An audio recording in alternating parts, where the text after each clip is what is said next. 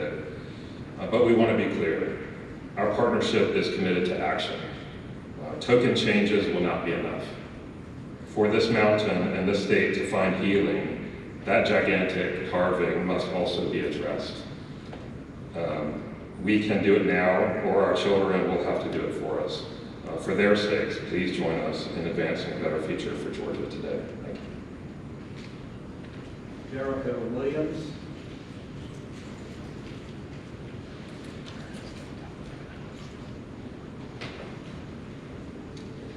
Good afternoon, and thank you so much for allowing me to speak before you today. My name is Jericho Williams, and I am the president of the DeKalb section of the National Council of Negro Women, also known as NCNW. Several people in the room are members of this organization, and I speak on behalf of all of our members. Stone Mountain Park, as it stands right now, supports the oppression of Black people. NCNW is a Black organization founded by Dr. Mary McLeod Bethune, who was born to parents who were slaves. She was an educator who masterfully navigated through racist waters in order to build a school that is now known as Bethune-Cookman University. NCNW is full of educators, elected officials, business leaders, and engaged citizens who care about our community. We stand with the Stone Mountain Action Coalition and the proposals that we know have been presented to this board. In the spirit of our founder, NCNW would love to assist with educational activities and other amenities here at the park. It's encouraging to hear the statement that was read this morning. We want to be patrons of this park. We want to be proud of this park. And that can only happen if you choose to do the right thing by removing everything that celebrates and gives honor to the darkest and most horrific part of this country's history, the Confederacy.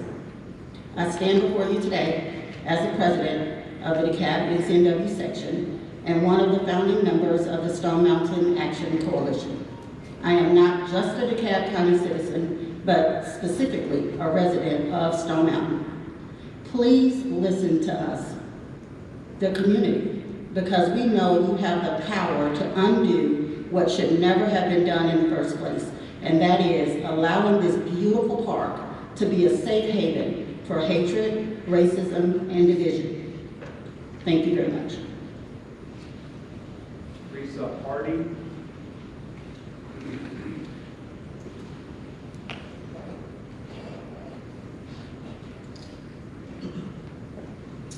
Good afternoon. My name is Teresa Hardy, and I am the president of the NAACP DeKalb branch here in Decatur, Georgia. Our mission is to end hatred and racial discrimination. It starts with Stone Mountain Park.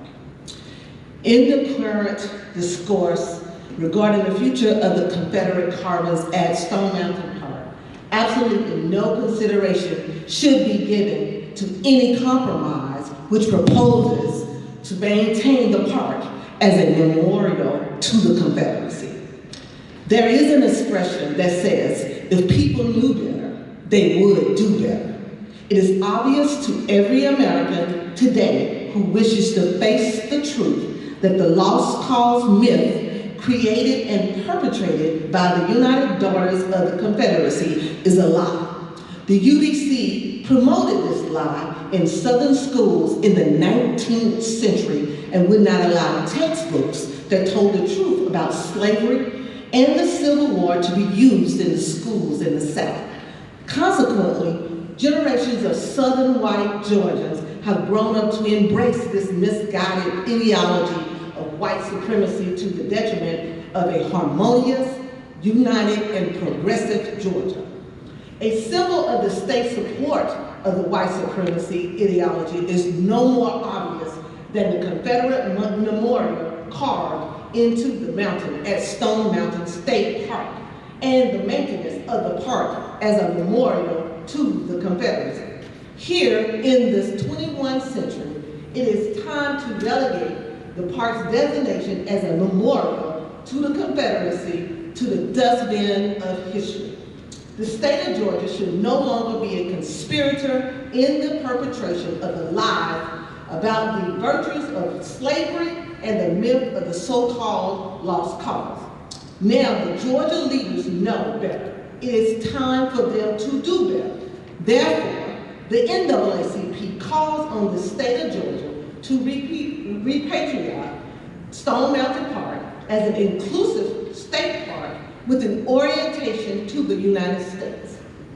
That is, the NAACP calls for the 3 Confederate figures on the mountain to be resculpted.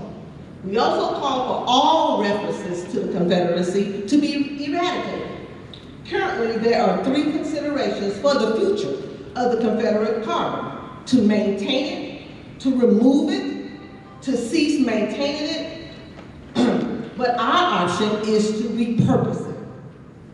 Georgia owes this consideration to all of its citizens because Georgia bought the park property in 1960 for $1.1 million when segregationist Governor Marvin Griffin, which was known by some historians for advocating white supremacy, that was authorized to complete the park. State legislation mandated that Stone Mountain should be administered as a Confederate memorial. The NAACP DeKalb urges the Georgia General Assembly to rescind all state laws prohibiting the removal or destruction of Confederate monuments and emblems in the state. The NAACP urges the removal of all Confederacy carbons, flags, and street names on any public property in the state of Georgia. In the words of Dr. Martin Luther King, the time is always right to do what is right, and that should be done now. Thank you so much. Dennis Caller.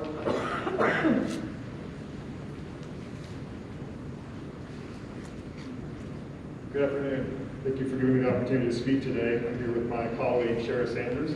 We're both attorneys at law, and we are founding members of the Stone Mountain Action Coalition. Some have argued that the laws of this state do not allow this board to make changes to the Confederate features of Stone Mountain Park. The Georgia law says otherwise.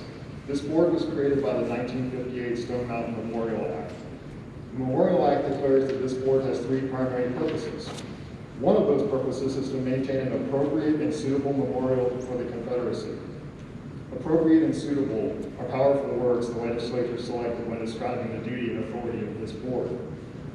The Act further empowers the board to, quote, do and maintain all things necessary or convenient to carry out the powers conferred upon the association. The Stone Mountain Action Coalition is not arguing for some strained interpretation of the law. We're pointing to the letter of the law itself. Appropriate, suitable, necessary, and convenient. These are powerful words when used in the law because they allow for interpretation, for change, for the opportunity to simply do what is right. These terms, by their very nature, bestow upon you broad discretionary authority, and the people of Georgia are trusting you to exercise that authority wisely. In addition to the broad discretion given to the board by the Memorial Act, Georgia law also contains an important exception for the preservation, protection, and interpretation of monuments and memorials. The law provides that, quote, appropriate measures for the preservation, protection, and interpretation of monuments and memorials shall not be prohibited. We believe that many of the Confederate features of this park, like street names, informational displays, the names of buildings and bodies of water, and flags, are not monuments, and they have no protection under the law. Their removal is well within the power of this board right now because they are simply not protected. But to the extent that the board considers any certain item or feature here of the park to be a monument or memorial, this board is empowered to take appropriate measures for preservation, protection, and interpretation. So allow me to be very direct. The Stone Mountain Action Coalition's position is that to the extent the board finds it necessary for any Confederate items to remain at the park, that they be consolidated and moved indoors to a museum-type setting so that the true story about them can be told. That falls squarely within the rubric of interpretation. Then visitors to the park can make a choice as to whether or not they wish to immerse themselves in the Confederacy. People come to the park to enjoy its natural beauty, for recreation and relaxation, not to experience a political statement born in the 1900s about a war that occurred in the 1800s.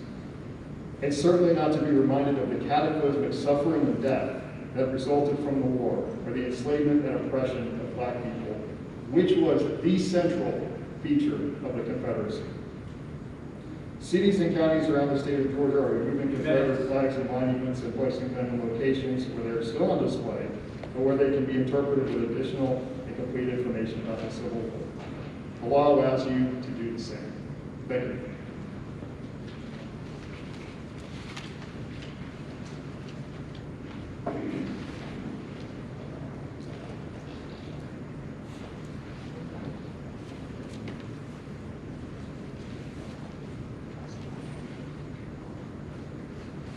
Dennis Elm. Did you say Dennis Elm? Yes. That's me. All right.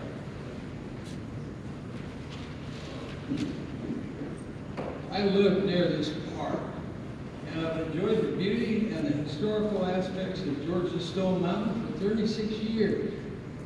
I also have an ancestor who sacrificed and fought in the 1860s military to protect our southern homeland, which includes this park. I'm very proud of Private Jeremiah Davis Thorne, Company A, 7th Battalion of Virginia Infantry, because he was a volunteer in the service of the Confederacy. He survived, and he was a genuine veteran according to U.S. Code. I'm especially proud because he was never a slaveholder. In fact,